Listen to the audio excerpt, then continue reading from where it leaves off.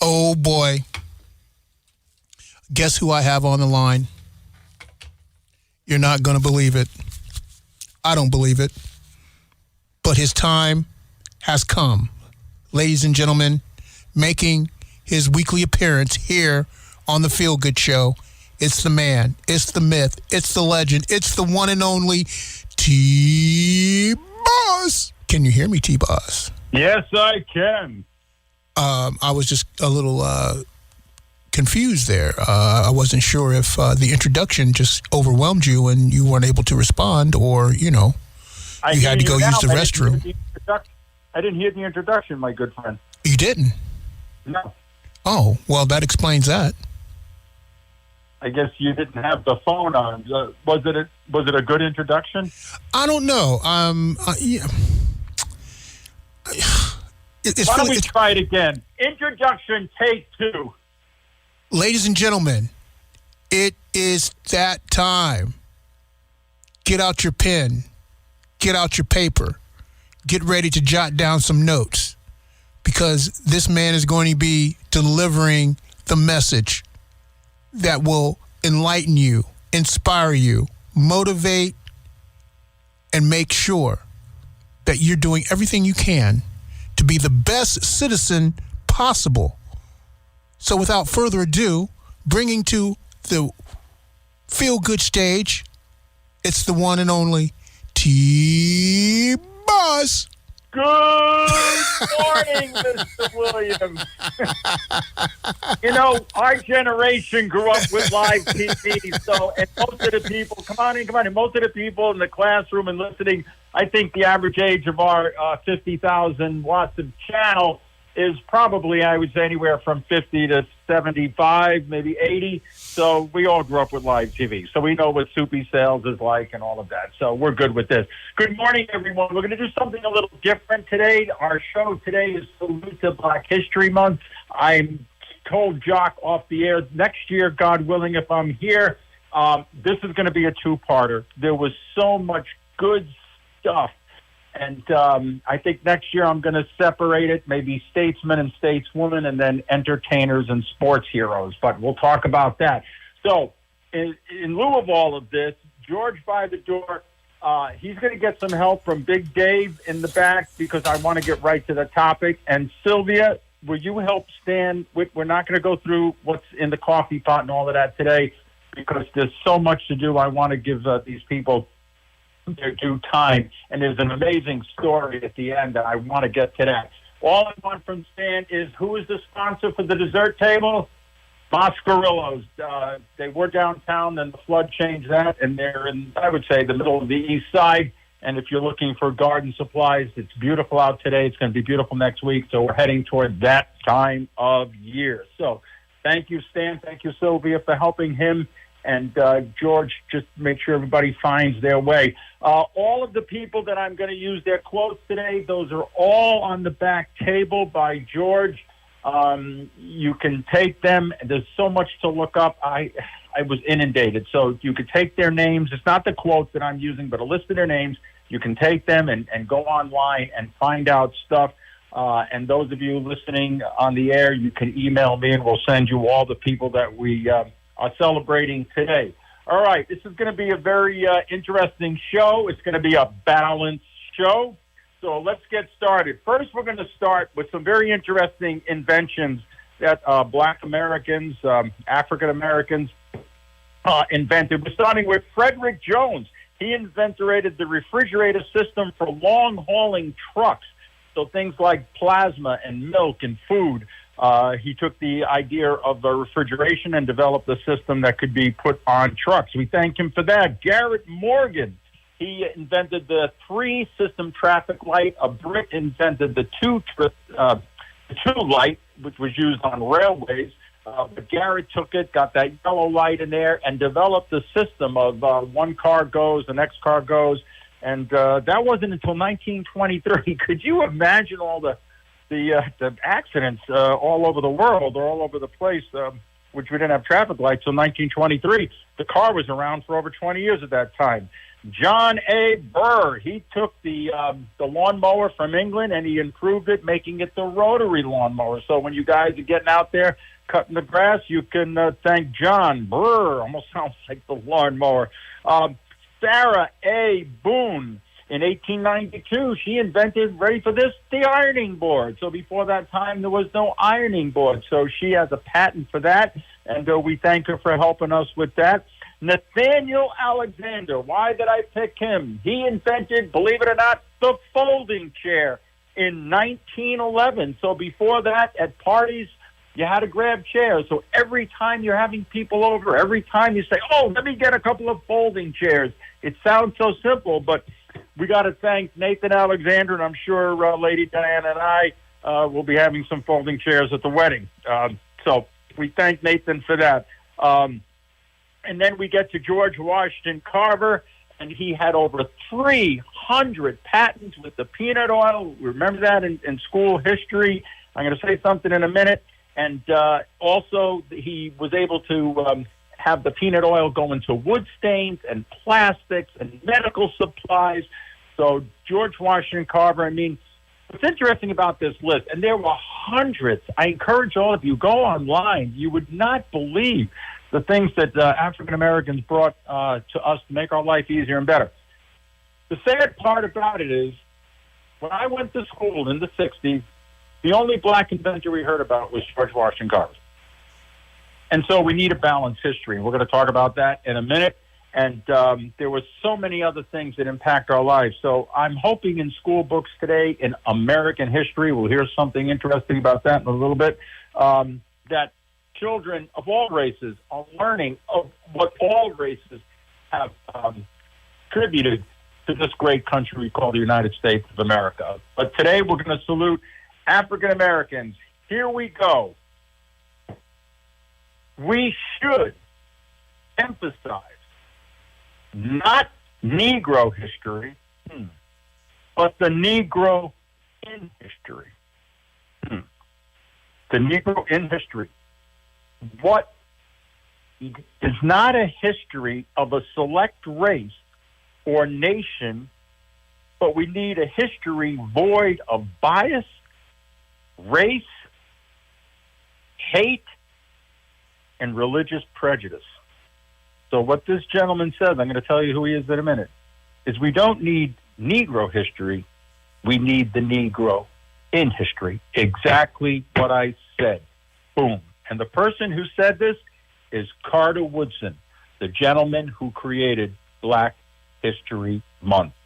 Boom. He created it on February the 19th, 1926. That's why we celebrate it in February. And he wanted to shed light on the achievements of African Americans in the United States. So a good thing that he did, but isn't it interesting? And it's so true. I just love what he says here. We do not need a history of a select race, but we need a history void of bias and hate and prejudice. That's what we need a history of. And this is the gentleman who started Black History Month. So we thank him for his contribution all the way back in 1926.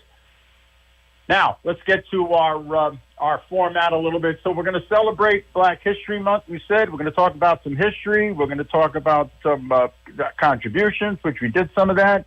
And we're going to have people from all sides of the aisle. We'll leave it at that. And then we have an amazing woman's story at the end. You guys won't believe how this started and how it ended. Here's another quote, and I'm going to do it backwards.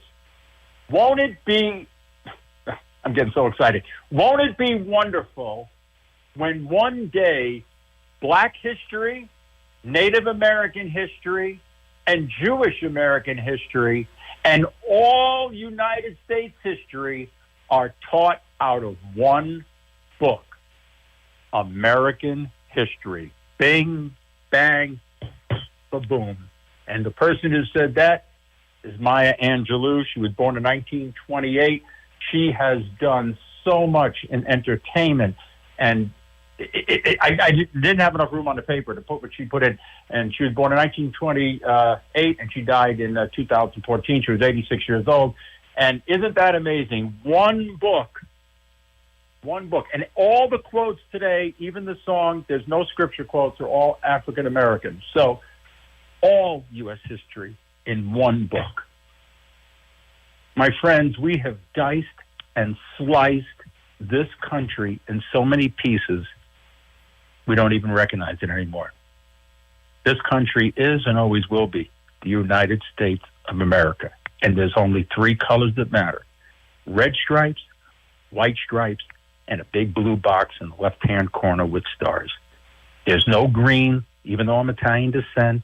There's no yellow on it, like Lady Diana having Swedish descent. There's no orange. I have a brother-in-law who's Cuban descent. Red stripes, white stripes, and the blue box. And that's what Maya Angelou is saying. We've got some other great quotes coming up. Bob Woodson, founder of the Woodson Center, he says this: God does not choose the capable. He chooses the called and then makes them capable. Boom! See, what I did today is I took African Americans and their advice to us, as Jock said, to be, and I keep going back to this 4-H pledge, a better community, country, and world. So God doesn't call the capable. A lot of you feel like I'm not good enough to do things like these people did. I mean, we have everybody here from Colin Powell to Jackie Robinson to Shirley Chisholm, Oprah Winfrey, all of it, right? And these people were called, and God made them capable. Let me say something to you guys. Put your pencils down for a minute. Don't let anyone ever tell you that you're not good enough. You are. You have the talent and the gifts to take this advice from these wonderful Americans today and go out and build a better street. Forget about the world. Start with your street. Start with your home life. You're capable. You're called. All of you are called for something. And don't worry if you don't have the talent. God will make you capable. Look what he did with Moses. Moses had a brother named Aaron. Aaron was an A student, top of the class. You know where Moses was? Sitting next to me, number 296 out of 300, Mineola High School. But who did he pick to lead the people out of bondage? Moses. Because Moses was called and he made him capable. And all of you are capable. Let's look at this great quote. Again, this one's going to be backwards too, so you guys have a little fun thinking who this is. I am for truth, no matter who tells it. I am for justice, no matter who it's for or against. I am a human being first and foremost. And as such, I am for whoever and whatever benefits humanity. I am a human first, whatever benefits humanity. That speech was done on June 24th, 1968 by the late Malcolm X. Ooh. Malcolm X, Maya Angelou, and the starter of Black History Month are saying the same thing, that African Americans should not just be put on a little month and then after February we just go back to doing what we're doing. Their history, their contributions to music, to sports, to movies, to politics should be wrapped up in the whole blessed history of the United States. I'm not saying we get rid of Black History Month, I'm not saying that. But whatever you learn when you watch Black History Month things on TV, take that with you through the rest of the year. Don't leave it in February. That's not the purpose of this. That's not the purpose of Black History Month.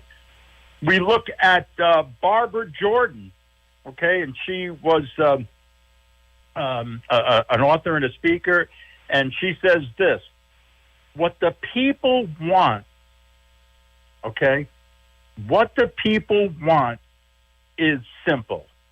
An America as good as it promises. Wow. Just what Jock and I were saying earlier off air.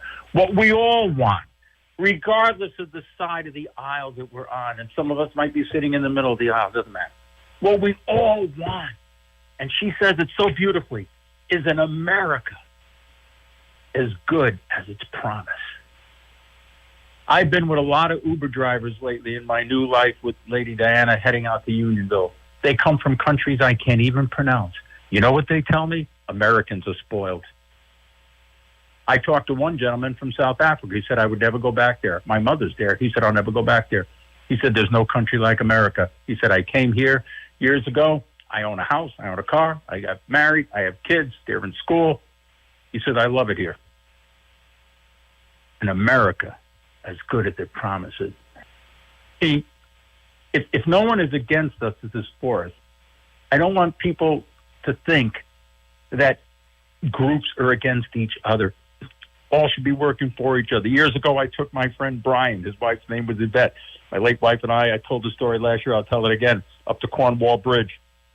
And Brian and I went ahead of the women, and I was showing them these 1800 houses, 1860, 1865. Oh, look at the columns. Look at the windows. Look at the architecture. And he turned to me and said, it's a beautiful house, Boz. He said, but my people were in chains. Boom. I never had that perspective. I do now. And Brian said it in a gentle way. He made me aware of their journey.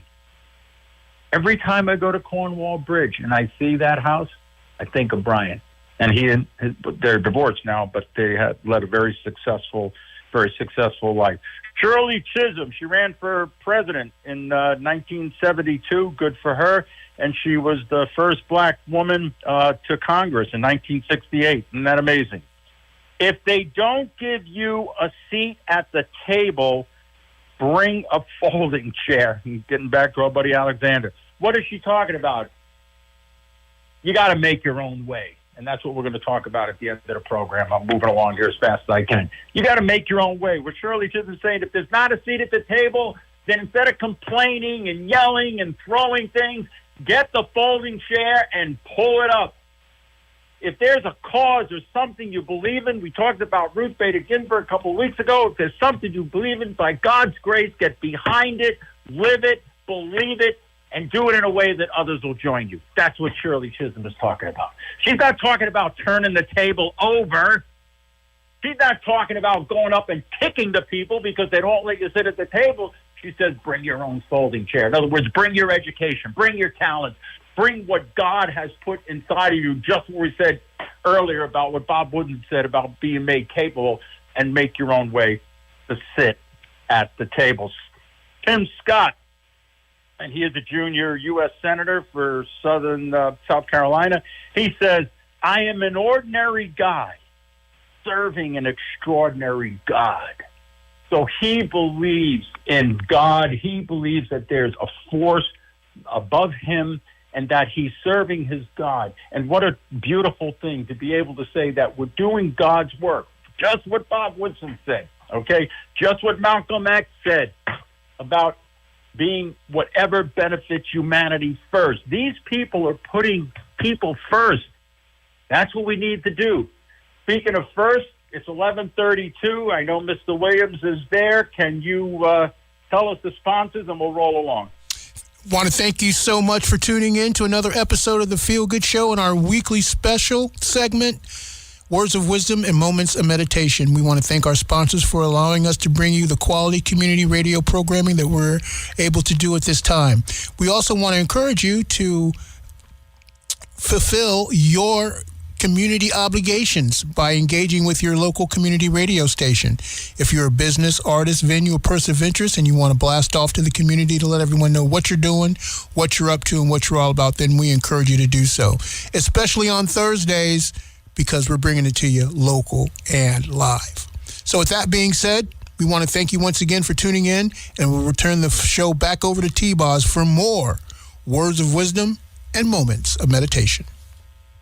Thank you, Mr. Williams. And there is a great African-American. He may not be in the history books, but his love for Torrington, his commitment to Torrington in all aspects is unparalleled. And we thank you for coming in every Thursday so I can do this show so the community can hear this message. And use the grocery store approach, folks. Leave what you don't want, take what you want. But thank you, Jock, for everything you do for those of us in Torrington. Dr. Mae Jemison. She became an astronaut, a first black woman astronaut in 1987. She went on the Space Shuttle Endeavour in 1992. She tells us, here's some good advice: never be limited by other people's limited imagination. Ba-boom. Right? We just got done with Christmas a few months ago. How many of us heard from Uncle Bob? Oh, yeah, that's no good. That's not a good idea. No, you shouldn't do that. No, that ain't going to work. Right? We all got that, brother-in-law, sister-in-law. We all got it, right? Don't be limited. I say all the time, right? I square dance and talked about that. You're only limited by your attitude. If you say you can, you can. If you say you can't, you won't. Don't be limited, but don't be labeled. Bob Woodson, right back to capable. Don't be labeled by what other people think you are. This woman became the first black astronaut. She definitely didn't listen to what people were telling her. I'm sure people said, what? You're going to be an astronaut? What are you, Meshuggah? But she went on with her dream. We look at Duke Ellington. It almost reflects what astronaut Jameson says, and he says, life has two rules. Number one, never quit. Number two, go back to rule number one. And I say that all the time. My mother didn't raise a quitter. Don't quit. Maybe you got to take another turn. Maybe you got to do a little more schoolwork. Maybe you got to, work a little harder at what you're doing, or work a little bit less so you can spend time with your spouse and kids, But go back to rule number one. Never quit. Stay diligent. Stay at it. If you're in a relationship that's not going well, give it one more try. If that ain't the case, then look for counseling. Duke Ellington, great advice. Frederick Douglass, the statesman, and he was born in February the 19th. Look at that. February the 14th, 1818, and then he died in 1895. He says this: if there is no struggle, there is no progress. Boom. A lot of us, especially some grandparents, not me, they want to take the struggle away from their children, their adult children. You're hurting them. You're hurting them.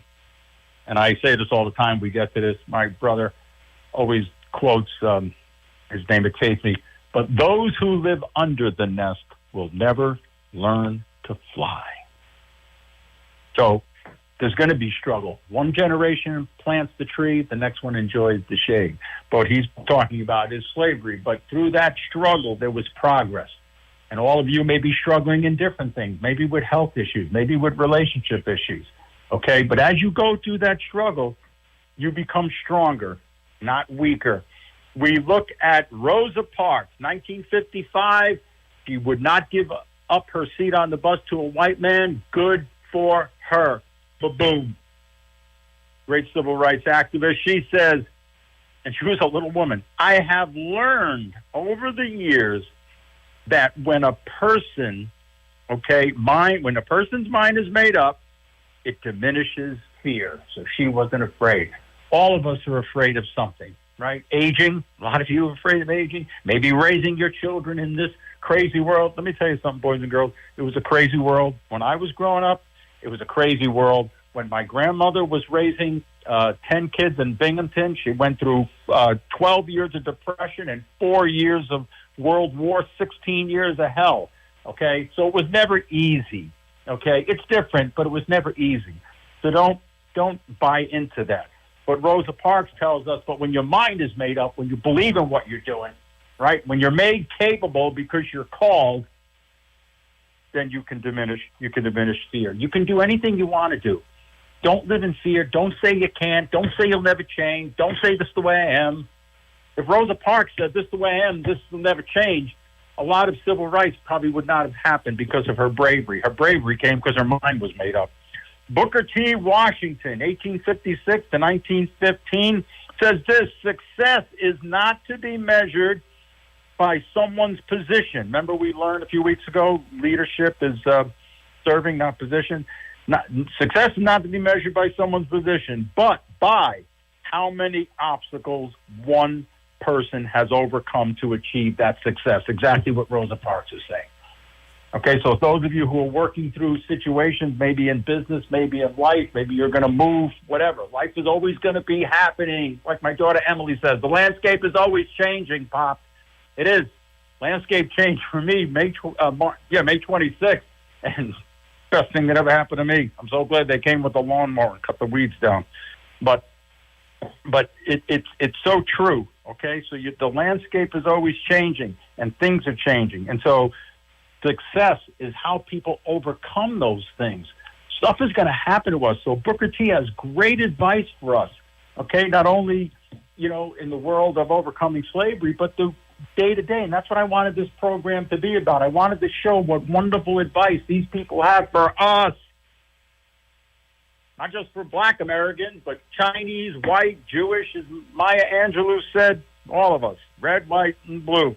Oprah Winfrey, and talk about someone who went from nothing to something, says some of the hardest lessons to learn is which bridges to cross and which bridges to burn. Boom, boom, boom. What is she talking about? There's some bridges you should cross, but there's other bridges. If you're bitter over something, if you're angry over something, burn it. I said that on Facebook. A lot of times, Lent, a lot of Catholics, I'm giving up meat. I'm giving up candy. I'm giving up a cookie. Forget all of that. That's easy to do. You want to know what you want to give up for Lent? And I'm working on this. Give up prejudice. Give up racism. Give up hate. Give up envy. Give up indifference. Give up condescension. Give up condemnation. Give up criticism. Try giving that stuff up. Not that easy. The cake and the meat on Friday. Guess what, boys and girls, and to my Catholic friends, that ain't going to get you into heaven. Because when Jesus looks at you, he's going to say, who do you say that I am? You better say, you weren't the fact that I didn't eat cake on Tuesday. Better have an answer like, I helped my brother, I helped my sister. Anyone, I don't care what faith you're in, I don't care if you're a hedonist. If you're helping someone spiritually, you're helping someone emotionally, or someone financially, you're on the team. So Oprah's right. There's some bridges you cross because you grow and you start new things, like when I moved up to Torrington years ago. But there's other bridges. Maybe it's a relationship. Maybe it's a person you're hating. Stop hating them. It's not doing you any good. Start loving somebody else. Candace Owens, she says this: racism exists, but it is far less rampant than ignorance. And if you look at the word ignorance, it says ignore. Ignorance, and ignorance can be cured by experience. And Jock and I talked about this, and he said racism also comes from disrespect. When you think that you're better than somebody because you might have been born in a different neighborhood, or your parents had a deli in Fairfield, or whatever the case is, right? All right. And racism can be cured by experience. What is she talking about? Getting around other people. Getting around other people, African American, listening. Jock and I had almost an hour conversation. We listened, we talked, we loved over the phone. What a wonderful man he is to talk to. So experience other people, experience other races, experience other things. And little by little, that ignorance and that disrespect will melt racism. Martin Luther King, and all of these, by the way, are going to lead up to the story that's right around the corner. So don't change that dial. Martin Luther King, we all know and respect him. We just celebrated his day. The time is always right to do something right. Simply said, but a big, say it with me, boom.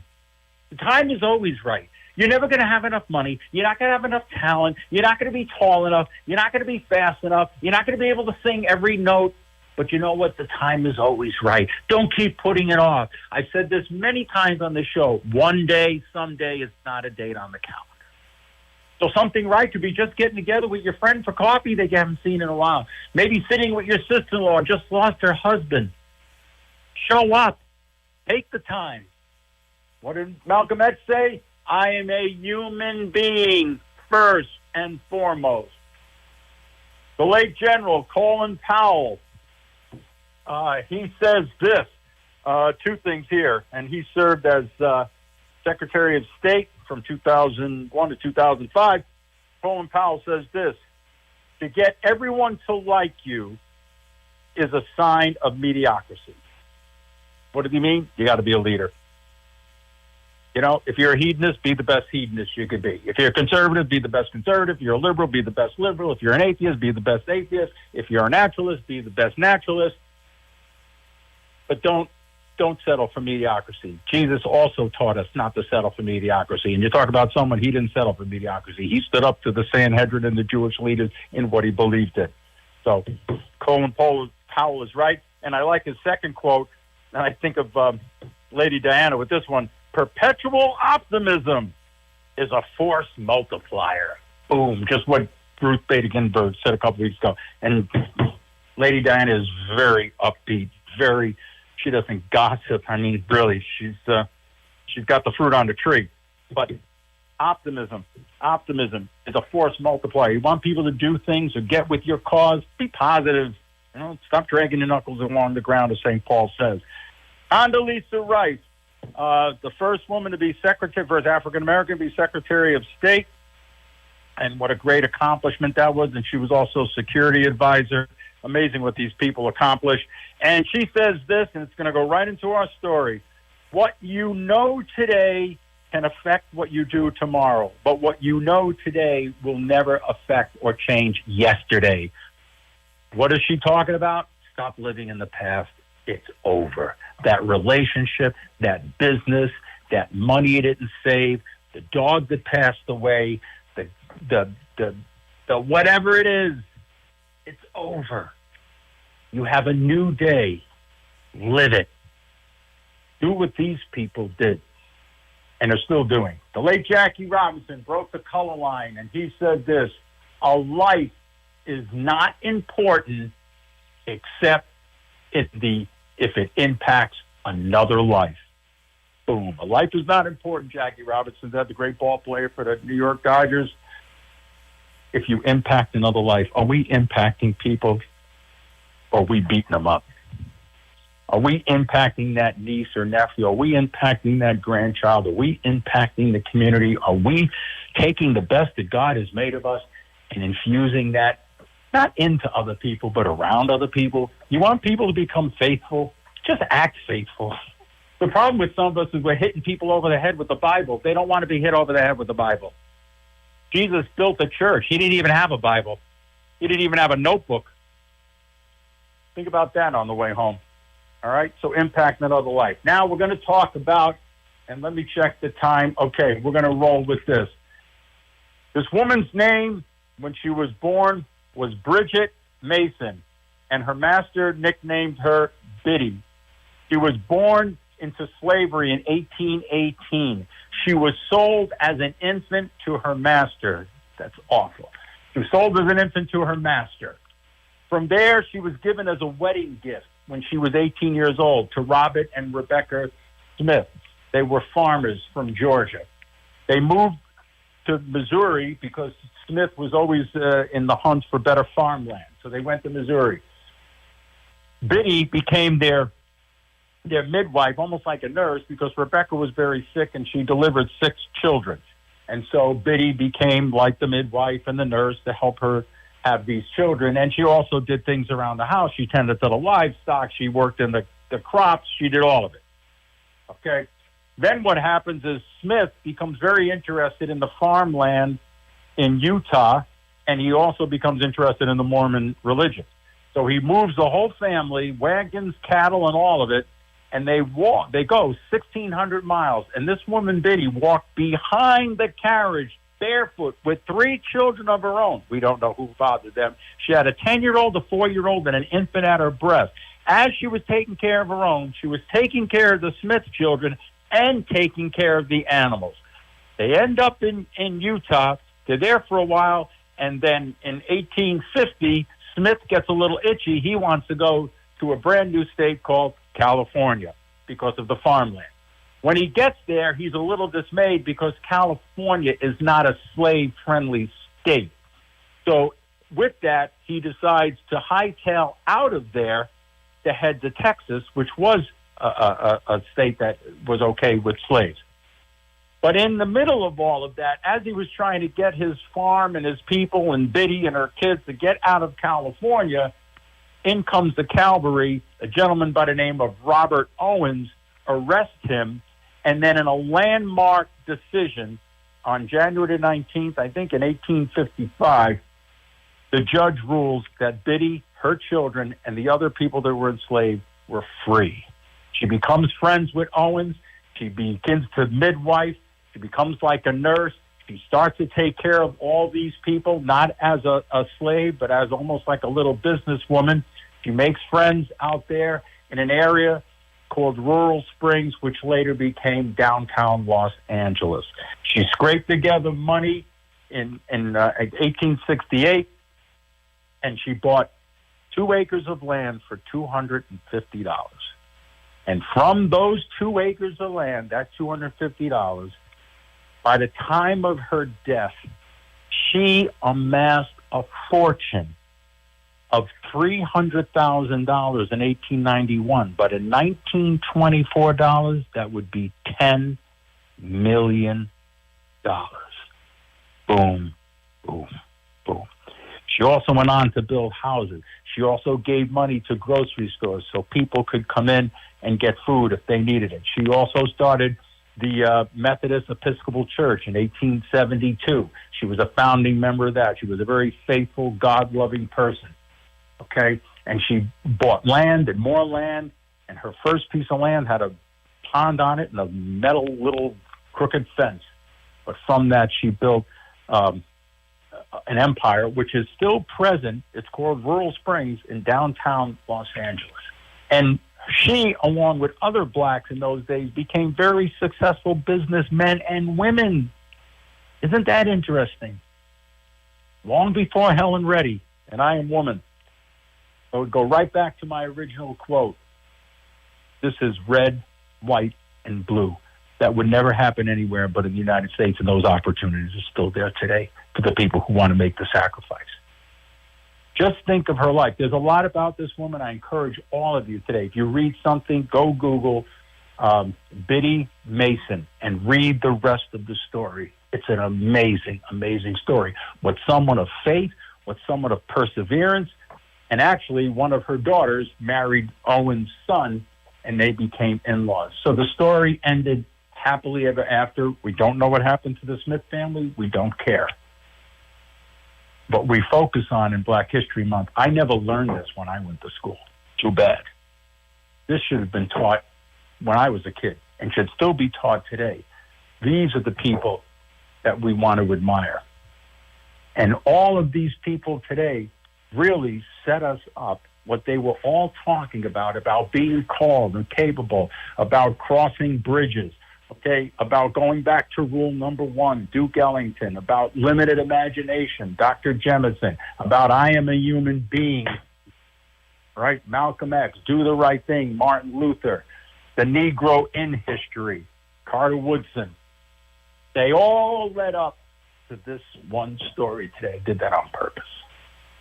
So we're going to close with the takeaway. Who's it going to be by? Of course, Biddy Mason. She says this: if you hold your hand closed, nothing good can come in.